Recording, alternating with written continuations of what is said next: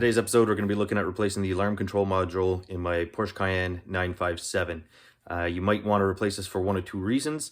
The siren either stops chirping when you hit the lock button, or when you hit the lock button, the four-ways stay on, causing the battery to drain. And it doesn't matter what you do. You can put your key in the lock and lock your car manually that way, and it'll still trigger the alarm module to remain on and just have the hazards flashing. So mine was staying on, and I'll show you where it is and how to get to it. Before you start, you're going to want to disconnect your battery. It's located underneath the driver's seat.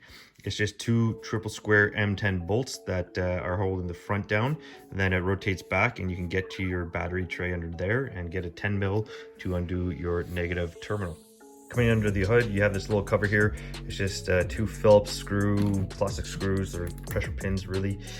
Pop that off, and then it's going to reveal your fuse box. Now I've got my fuse box already removed, and here it is in three sections. So you've got the cover, the midsection, and the base. The cover is just retained with four T30 screws. Pretty easy to get to, very simple to pop it right off. And then once you have that off, you'll have all of this stuff crammed into this box. Now, this midsection is bolted down by 5 T20 bolts. And you're gonna need to get a little creative with some of your hardware or your tools to be able to get them. This one location is right underneath the windshield wiper bar here.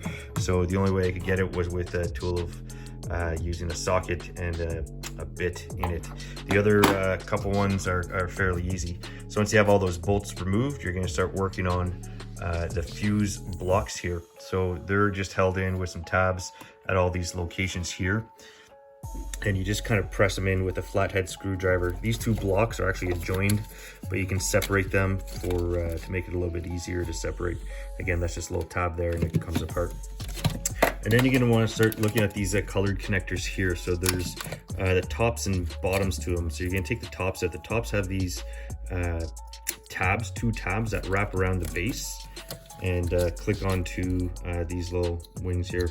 So using a little pick tool or something on either side to open it up and then pull up on it is how you release them.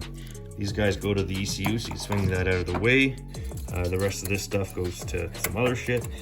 And then what you're going to be left with is all the bases of those connectors. These guys here, they're all going to be stuck in these little slots here.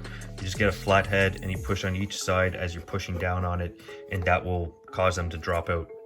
Just be a little cautious when you're pushing them down. They do have pins in there, and you don't want to just stick your finger in and push down on it, because you're going to bend those tabs and that's going to ruin your day. Once it's all loose, it's going to be kind of a little bit of a struggle, or it's a little tricky to just kind of get this midsection up and out and around everything, but you'll be able to. It'll separate, and then once you get that out, you're stuck with the base. And the base doesn't have any hardware. It's just these rubber grommets that hold it into place. All three of mine stayed on the posts in the cowl, so I had to fish them out and then just slide them back in. They just slide in. So once you're able to jar that loose, you'll be able to get to your alarm module, which this is a connector for it. And you'll be able to see underneath it all, that little bracket down there, there's a 13 mil bolt that holds the alarm module on. You just unbolt that, undo your connector, and then out comes the alarm module. Here's the reason why the module usually fails. Because it's sitting between the false firewall and the real firewall, there's a cavity in there that can hold water. There's a drain tube at the bottom of it that gets clogged with leaves, and as it's clogged, water builds up. You can see on mine, it kind of started washing away some of the numbering here.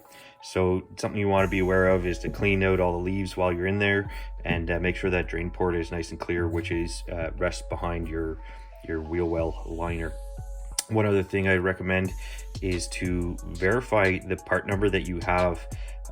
These are all the exact same size, shape for a lot of Volkswagen and Audis, but the part number will vary, which corresponds to its hardware and software code here at the bottom. So I pulled this number off and called the Volkswagen dealership, and they have one, and it was only 130 bucks. So it saved me from having to go to the Porsche dealership to get one from them.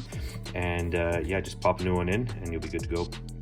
You'll also want to remove the bracket on the back and transfer it to your new module. And that's it for this episode, guys. Real short and sweet. Just want to show you where it is and how to get to it and what you're up against. If you have any questions though, leave a comment down in the comment section, and feel free to give us a like and subscribe. Thanks.